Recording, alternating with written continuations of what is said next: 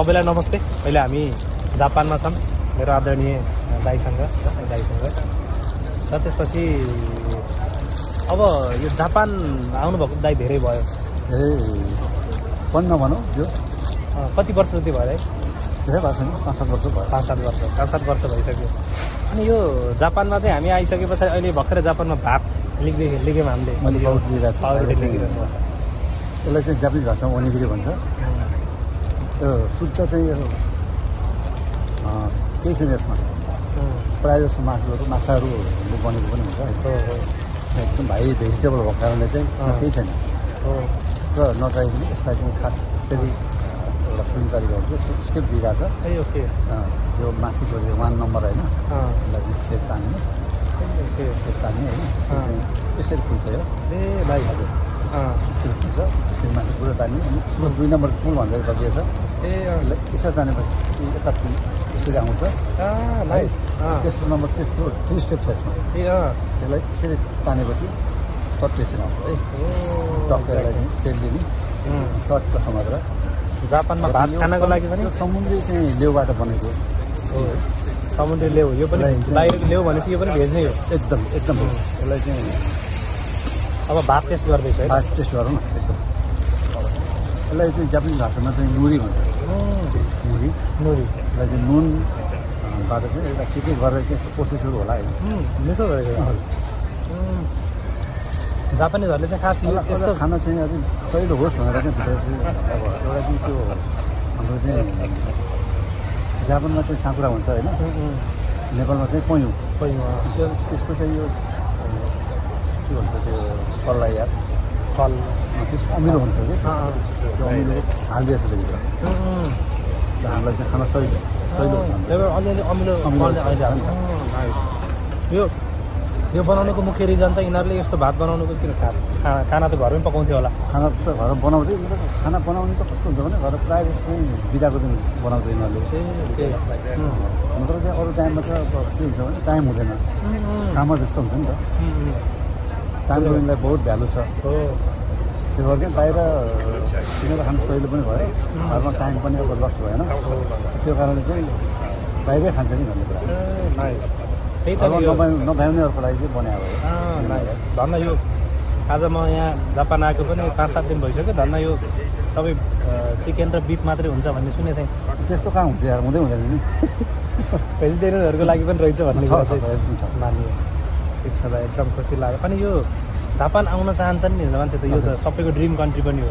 Dream country. अनि त्यसो हुँदाखेरिमा धेरैको ड्रिम कन्ट्री सबैको भन्दा, त्यसो हुँदाखेरिमा जापान आउन चाहने मान्छेहरू छन् नि, जुन त्यो अझै मुख्य कुरा भनौँ हामीले पढ्न आउने स्टुडेन्टहरू जो +2 गरिसके पछाडि गएको, यो सुरुमा चाहिँ ल्याङ्ग्वेज स्कुल पढ्छन्, त्यस पछाडि फेरि अरू ब्याचलर्सदेखि लिएर मास्टरसम्म पढ्ने पनि हुन्छन्।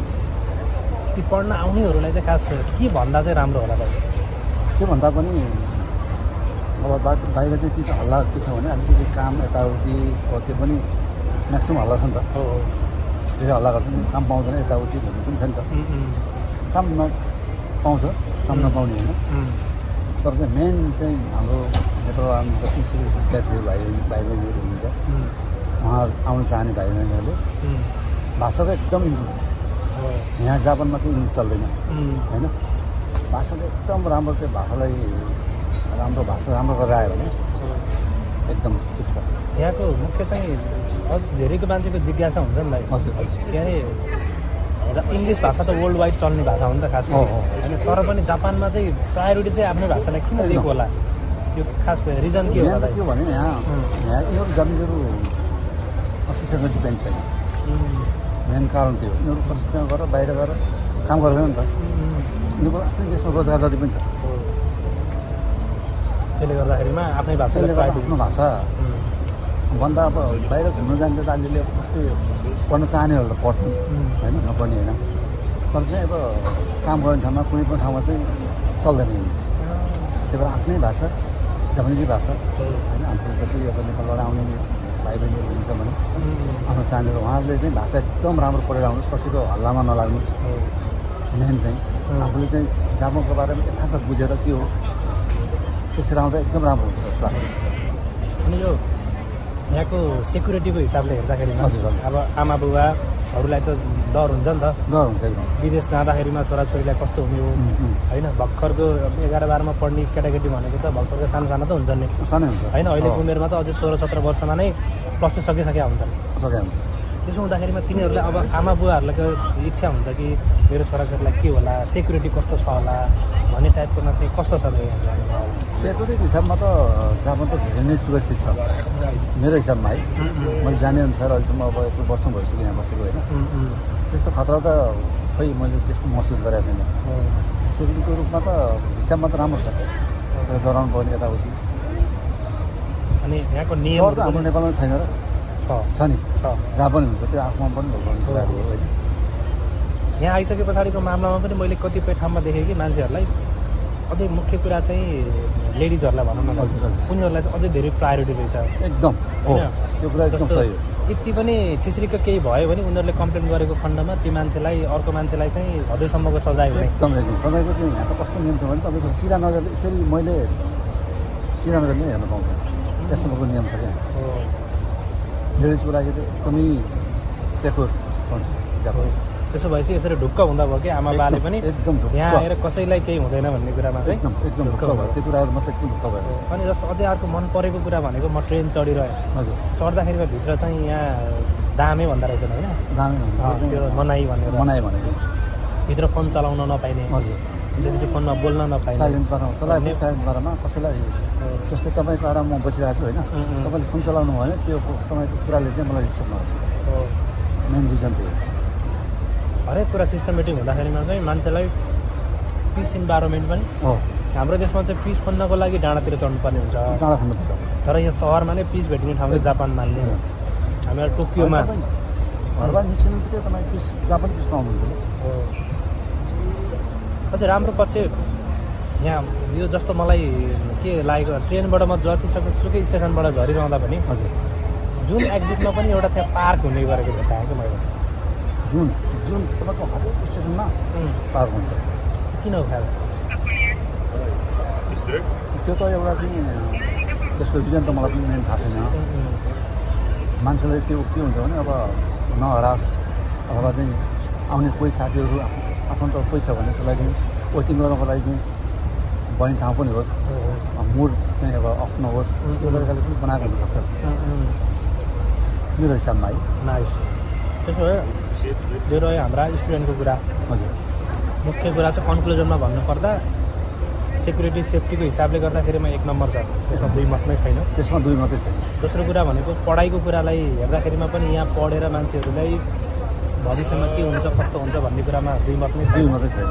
अनि अझै अर्को यो पिआरको कुराहरू चाहिँ हुन्छन् नि, यहाँ आएर बस्न पाइन्छ होला के हुन्छ भन्ने खालको, त्यो खास अलिकति केही जानकारी भयो भने अझै राम्रो। पिआरको लागि त यस्तो हो, पिआरको लागि त अब अलिकति प्रोसेस जाने हुन्छ होइन, कति बसेको छ यताउति, त्यो त पछि आफ्नो मेहनत गर्दै जाँदा अब आफूले चाहिँ सरकार गरिन्छ, त्यसरी हुँदै जाने कुराहरू हो। पिआरको लागि चाहिँ कुन चाहिँ आउने बित्तिकै म पिआर लिन्छु यो लिन्छु भने त्यो एकदम लङ प्रोसेसको कुरा हो होइन।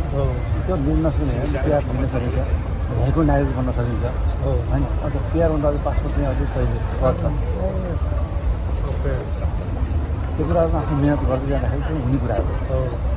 त्यो पनि नहुने होइन, हुन्छ सम्भव छ, तर त्यसको लागि चाहिँ अलिकति दुःख चाहिँ गर्नु पऱ्यो, यहाँको सिस्टम मान्न पऱ्यो, सिस्टम मान्नु पऱ्यो। आफूले चाहिँ यहाँको नियमअनुसार चाहिँ यहाँ कस्तो नियमहरू चाहिँ के छ होइन, सबै कुराहरू ट्याक्सदेखि लिएर सबै कुराहरू त्यहाँ क्लियर हुनु पऱ्यो। कुनै पनि आफ्नो नराम्रो रेकर्डहरू हुनु भएन, रेकर्ड आफ्नो राम्रो भयो अथवा आफ्नो रेकर्ड पिआरमा कुनै चिजमा रेकर्ड खराब भयो भने तपाईँको पिआरमा अथवा त्यहाँ भोलि तपाईँको जाति पासपोर्ट लिन्छ भने पनि त्यो कुराहरू तपाईँले एकदम ठुलो ह्याम्पर आएको कुनै कुराहरू हेर्छ। तर मैले चाहिँ पिआर लिनको लागि त मैले चाहिँ सबै कुराहरू सरकारलाई मिलाउनु पर्ने ट्याक्सहरूदेखि लिएर लिभिङ ट्याक्सदेखि लिएर सबै कुराहरू मैले सुरुबाट जुन बेलादेखि म जापान आएको बस्नुभयो त्यो बेलादेखि तपाईँ बुझाउनु भएको छैन, तपाईँको कुनै नराम्रो रेकर्ड छ कि छैन, त्यो कुराहरू टोटल एकदमै राम्रो कुरा। अनि अब त्यसो भए यो त रह्यो विद्यार्थीहरूको कुरा, अरू मान्छेहरूले वर्किङमा नि आउनु पाइन्छ, के अरे धेरै विधाहरू छन् भन्ने कुरा पनि सुनिन्छ। अब ती वर्किङमा आउन चाहने कोही मान्छे छन् भने चाहिँ तिनीहरूलाई हामीले के सजेस्ट गर्न सकिन्छ त यहाँबाट? त्यसको बारेमा त मलाई त्यति थाहा छैन होइन, किनभने हाम्रो अलिकति कस्तो हो भने पैसा मात्रै मान्छेले नेपालीहरूले पैसा मात्रै हेरिरहेको छ कि होइन। पैसाले त्यसको भविष्य भोलि गइसकेपछि पठाइसकेपछि उसले जे सेयर गरोस् त्यो खालको त्यो टाइपको चाहिँ छ होइन। त्यसलाई पनि अब यहाँको बारेमा किनभने जापानको बारेमा थाहै हुँदैन, जो मान्छेलाई थाहै हुँदैन अनि त्यसले चाहिँ नेपालमा ल यस्तो छ उस्तो छ, यति पैसा हुन्छ उति पैसा हुन्छ भनेर बिचरा चाहिँ अब पठाइदिइरहेको हुन्छ अनि आएर चाहिँ त्यसको परिणाम चाहिँ यहाँ चाहिँ थाहा पाउँछ कि मान्छे जति आइरहेको छ त्यो मान्छेले यहाँ चाहिँ थाहा पाउँछ। त्यो भएर चाहिँ यथार्थ कुरा के हो अलिकति बुझेको मान्छेसँग बुझेर होइन जापानको बारेमा जस्तै आफ्नो भाइले चाहिँ अब यहाँ आएर चाहिँ अब जुन धेरै थोरै थाहा पायो नि त धेरै कुरा एकदम। तपाईँहरूसँग चाहिँ यहाँ पठाउनु चाहनु हो भने तपाईँ पठाउनु भयो भने यथार्थ कुरा जापानको बारेमा के हो त्यो कुराहरू राम्रोसँग भनिदिएर पठायो भने एकदम चाहिँ भोलि गएर मान्छे दुःख पाउँदैन, वास्तव आउने मान्छे दुःख पाउँदैन। म त्यो भन्नु चाहन्छु अब पठाउनु अब अहिले त धेरै अब छ नि त वर्किङ भन्छ के भन्छ अब एसएसडब्ल्यू भन्छ त्यो हुन्छ होइन, त्यो बारेमा त मलाई त्यति ज्ञान छैन। मेनली हामीले पनि सजेस्ट गर्दाखेरि मैले यहाँ आएर पनि 3-4वटै क्याटेगोरीहरू देखेँ। देखिरहँदाखेरिमा सबैभन्दा राम्रो भनेको सरकारी भिजा पनि एसएसडब्ल्यू पनि, एसएसडब्ल्यू चाहिँ बेस्ट होइन। त्यो भइसके पछाडि त्यसको लागि N4 लेभलसम्म पढ्नु पऱ्यो भने मान्छेले पढेर यहाँ N4 लेभलसम्म पढ्ने भनेको हामी जसरी अहिले नेपालीमा कन्भर्सेसन गरिरहेछौँ त्यो हिसाबमा जापानिज ल्याङ्ग्वेजमा कन्भर्सेसन गर्न सक्छ। मुख्य कुरा यहाँ आएर भाषा भइसके पछाडि उसलाई कामलाई समस्या भएन। जतिसक्दो जापान आउनुलाई जतिसक्दो जापानिज भाषा एकदम इम्प्रुभ गरेर आउँछ होइन। उहाँ पढेको र यहाँ पढेको त अलिक फरक त हुन्छ, फरक भए पनि जो सहिलो हुन्छ नि यहाँ आइसकेको त्यो सहिलो हुन्छ। त्यो भयो भने चाहिँ जे होस् हाम्रा सबै नेपाली जनहरूमा चाहिँ त्यो कुराहरू प्रवाह भयो भने उनीहरूले कन्फ्युजन दूर हुन्छ नि त, कन्फ्युजन एकदम होइन। त्यही भएर दलैहरू बाटामा भेटिन्छन् होइन, पाइलामा भेटिन्छन्। यहाँ आइसके पछाडि पनि केही राम्रै मान्छेहरू भेट हुनुभयो होइन।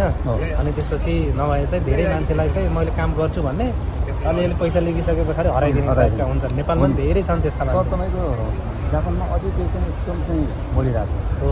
नेपालीले नि मलाई जब लाइन्छु यति पैसा दियो भन्ने होइन, त्यो भइरहेछ कि एकदम म्याक्सिमम् त्यो भइरहेछ। त्यसरी चाहिँ कसैलाई पनि बुझेर कति दुःख गरेर कष्ट गरेर आफ्नो बाबामाले के गरेर पठाइरह होला हो नि होइन। कसैको पनि त्यो परिश्रम नखाइदिनुहोस् भन्न चाहन्छु म। एक्ज्याक्ट मान्छेलाई वास्तवमा भन्नुपर्दाखेरिमा जापान आउनु भनेको सुख छ, तर सुखको त्यो प्रोसेस स्टार्टिङ गर्दाखेरिमा चाहिँ धेरै दुःख छ। सुरुमा त दुःख भइहाल्छ होइन। त्यही भएर चाहिँ म दुःख भोग्न जाँदैछु भन्ने हिसाबले सोच्न पऱ्यो। तर सही मान्छे चाहिँ मेन्टल दिमागमा राख्नु पऱ्यो कि सुरुमै मैले के गर्छु म गर्न सक्छु भन्ने चाहिँ त्यो दिमागमा राख्नु पऱ्यो। सुरुमै सुख खोजेर हुँदैन होइन, दुःख जहाँ पनि हुन्छ एकदम एक्ज्याक्टली। हाम्रो यो बसाइलाई एकदमै हाम्रो यो 13-14 मिनटको यो गफगाफमा जहाँसम्म धेरै मान्छेलाई कौतूहलताका विषयहरू जहाँसम्म साम्य भयो जस्तो लाग्छ हामीलाई होइन। त्यही पनि अब हामी छुट्टै ठाउँमा घुम्नु पनि जाँदैछौँ, त्यो ठाउँमा पुगेर पनि फेरि अरू भिडियोहरू बनाउँछौँ। बहुत खुसी लाग्छ है, धन्यवाद धेरै धेरै। यो भाइलाई पनि मिठो बसाइ र मिठो कुरा अझै कति छ बसाइ, त्यो बसाइ चाहिँ अझै एकदम चाहिँ सुन्दर होस्।